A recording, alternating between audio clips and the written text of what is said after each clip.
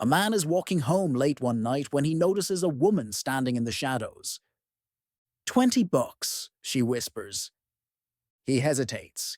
He's never been with a prostitute before. But curiosity gets the better of him, and he agrees. They've barely started when a flashlight beams onto them. It's a police officer. "What's going on here?" asks the cop. The man quickly replies, "I'm making love to my wife." The officer, taken aback, says, "Oh, I'm sorry. I didn't know."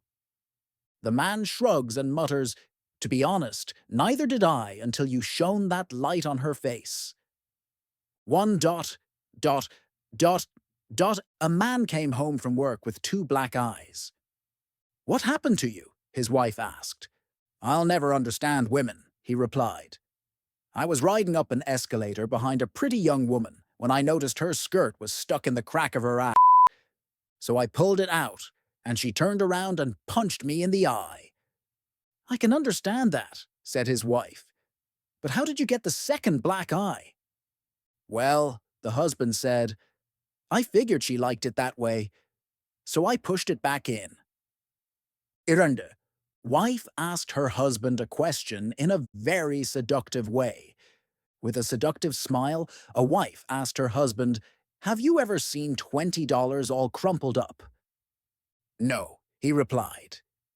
She unbuttoned the top of her blouse, reached into her cleavage, and pulled out a crumpled $20 bill.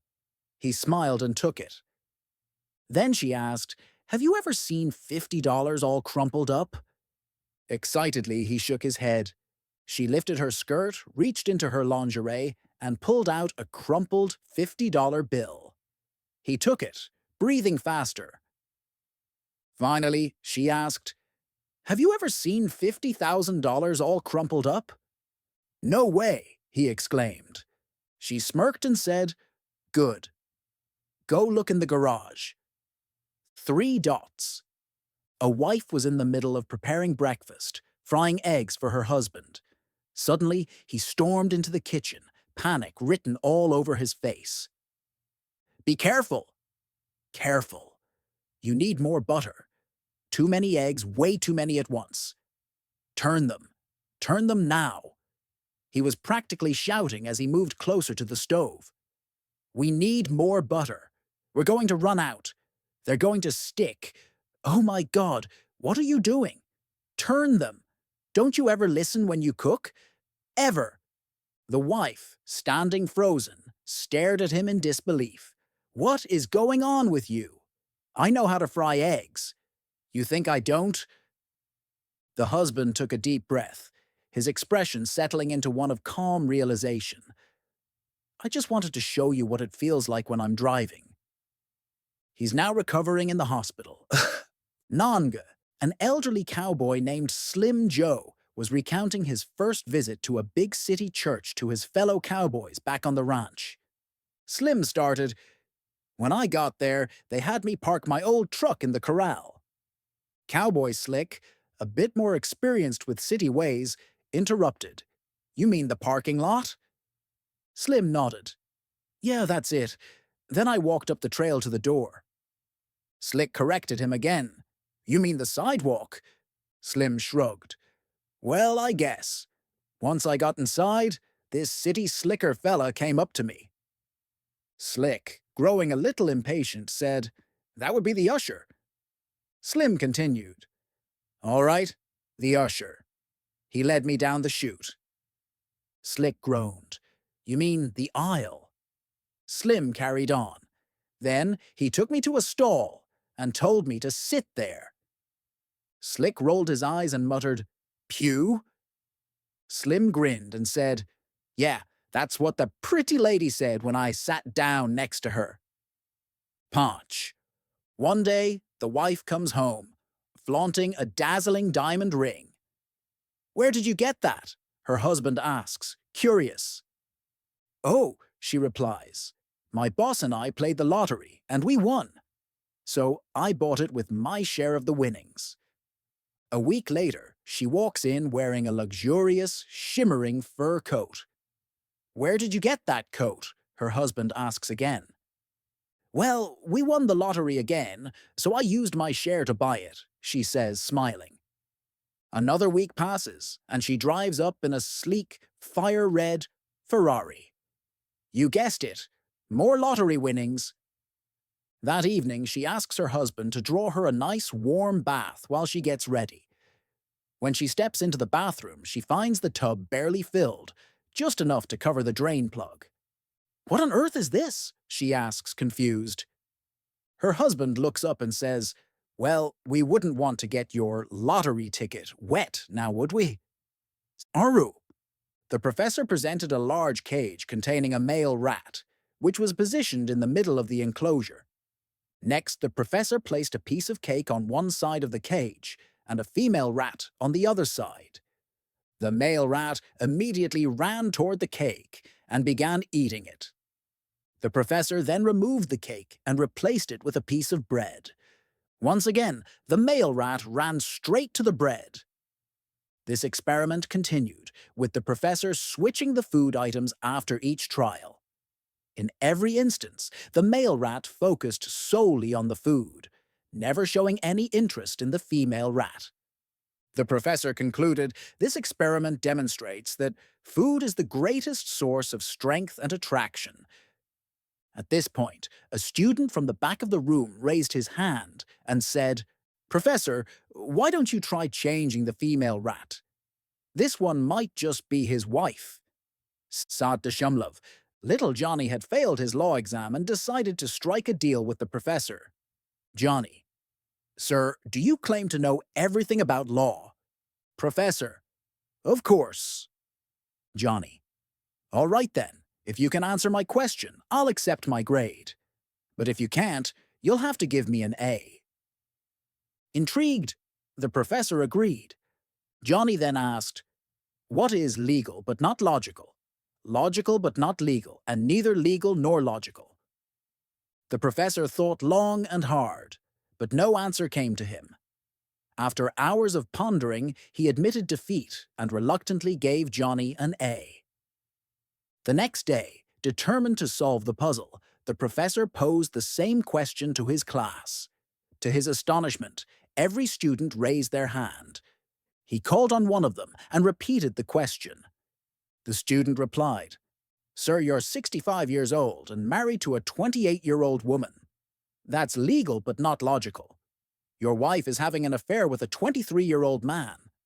That's logical but not legal. And finally, you've given your wife's boyfriend an A after he failed his exam. That's neither legal nor logical. The professor fainted on the spot. Yet two. A man nervously entered the women's lingerie department and cautiously approached the saleswoman behind the counter. I'd like to buy a bra for my wife, he said, clearly out of his element. The saleswoman smiled and asked, What type of bra are you looking for? Type, the man responded, bewildered. There's more than one type. Oh yes, she said, gesturing toward an entire wall of bras in every imaginable color, style, and fabric. But despite all of this, there are really just 3 basic types. The man, now more confused, asked, Just 3? What are they? With a grin, she explained. There's the Catholic type, the Salvation Army type, and the Baptist type. So, which one do you need? What's the difference? The man asked, thoroughly puzzled. Well, she said, the Catholic type supports the masses, the Salvation Army type lifts the fallen, and the Baptist type makes mountains out of molehills. 9. Johnny, a 15-year-old boy, and his father were wandering through a bustling mall. For them, this was a new experience, and they were amazed by almost everything they saw, from the glittering stores to the colorful displays. But one thing in particular caught their attention: 2 shiny silver walls that seemed to move apart and then slide back together seamlessly. Johnny stared at the strange contraption and turned to his father. What is that, Dad? His father, who had never seen an elevator before, shook his head, equally baffled. Son, I have no idea. I've never seen anything like it in my life. As they stood there in awe, a plump, elderly woman in a wheelchair approached the silver walls and pressed a button. With a soft chime, the walls slid open, revealing a small, empty room inside. The woman rolled herself into the room, and the walls closed behind her. Johnny and his father continued to watch intently as the small numbers above the walls began to light up in sequence. 1, 2, 3. Johnny counted under his breath as the numbers climbed higher and higher. When the sequence reached the last number, it paused briefly before the numbers began lighting up in reverse order. 3, 2, 1. With a soft chime, the walls opened again. But instead of the elderly woman in the wheelchair, out stepped a stunningly beautiful young woman who looked no older than 24. She glanced at the father and son, gave a small smile, and walked away gracefully. The father stood frozen, his jaw slightly open, eyes fixed on the young woman as she disappeared into the crowd. Finally, without looking away, he leaned toward his son and whispered, "Johnny, go get your mother." Putte. A little old lady was strolling down the street, dragging 2 large plastic garbage bags behind her. One of the bags had a small tear, and every so often a $20 bill slipped out onto the sidewalk. Noticing this, a policeman approached her and said, "Ma'am, you're losing $20 bills from that bag." "Oh, really?" "Darn it!" exclaimed the little old lady. "I'd better go back and try to find them. Thanks for letting me know, officer." "Hold on a minute," the cop replied. "Where did you get all that money? You didn't steal it, did you?" "Oh, no, not at all," she assured him. "You see, my backyard backs up to a golf course, and some of the golfers like to relieve themselves through a knothole in my fence, right into my flower garden. It used to really annoy me because it kills the flowers, you know. Then I got an idea. Why not turn the situation to my advantage? So now I stand quietly behind the fence with my hedge clippers, and when a guy sticks his equipment through the hole, I surprise him. I grab hold and say, 'Okay, buddy, give me $20 or it's coming off.'" The cop burst out laughing. "Well, that seems fair enough. Good luck with that. But just out of curiosity, what's in the other bag?" The old lady smirked. "Not everyone pays." Padinondre. Dave was a great worker, social, friendly, and always on top of his tasks. But there was one problem. He never attended any company events. Eventually, his boss had enough and called him into the office. "Dave," his boss said, arms crossed, "why can't you be a team player and show up to these events? It's like you're avoiding everyone." Dave sighed. "Boss, it's not that I don't want to come. I just already know so many people. I barely have time for all the famous folks I know." His boss scoffed. "Oh, come on, Dave. You, knowing famous people, that's ridiculous. Name one." Dave shrugged. "Go ahead, name anyone. I bet I know them." The boss smirked, ready to call his bluff. "Fine. Tom Cruise. You know Tom Cruise?" "Oh, Tommy. Yeah, we go way back. I can prove it." Skeptical but intrigued, the boss agreed to fly out to Hollywood. When they arrived at Tom Cruise's house and knocked on the door, Tom himself answered and beamed. "Dave, my guy, what's up? Come in for a beer." The boss's jaw dropped, but he wasn't fully convinced.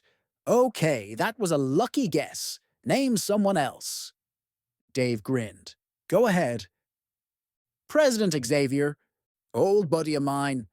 Let's head to D.C." When they arrived at the White House, the president spotted Dave in the tour group, broke away from security, and gave him a big hug. "Dave, what a surprise! I was just about to head into a meeting, but let's catch up over a drink first." At this point, the boss was shaking, but he wasn't done yet. "All right, Dave, If you're really as connected as you say, tell me this. Do you know Pope Larry? Dave chuckled. Oh, for sure. Let's go to the Vatican. So off they flew to Rome. The crowd at St. Peter's Square was massive, and Dave knew they'd never spot him from below. Boss, I'll be right back. I know the guards. I'll go up and wave from the balcony with the Pope. True to his word, half an hour later, Dave stepped onto the balcony with the Pope, waving at the crowd. But when he returned, he found his boss collapsed on the ground, paramedics tending to him. Boss, what happened? Dave asked, alarmed. His boss, still gasping for air, looked up and wheezed. It was too much. When you came out on the balcony, the guy next to me said, "Who the heck is that up there with Dave?" Paniranda. Billy Bob had long heard the stories of an amazing family tradition.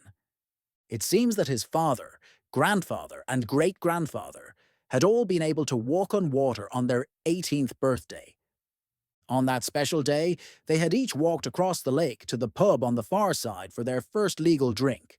So, when Billy Bob's 18th birthday comes around, he and his pal Bubba take a boat out to the middle of the lake. Billy Bob steps out of the boat and nearly drowns. Bubba just barely manages to pull him to safety. Furious and confused, Billy Bob goes to see his grandmother. "Granny," he asks, "it's my 18th birthday, so why can't I walk across the lake like Pappy, Grandpappy, and Great-Grandpappy?" His granny replies, "'Cause you was born in August." "But your Pappy, Grandpappy, and Great-Grandpappy were all born in December." When the lake is frozen,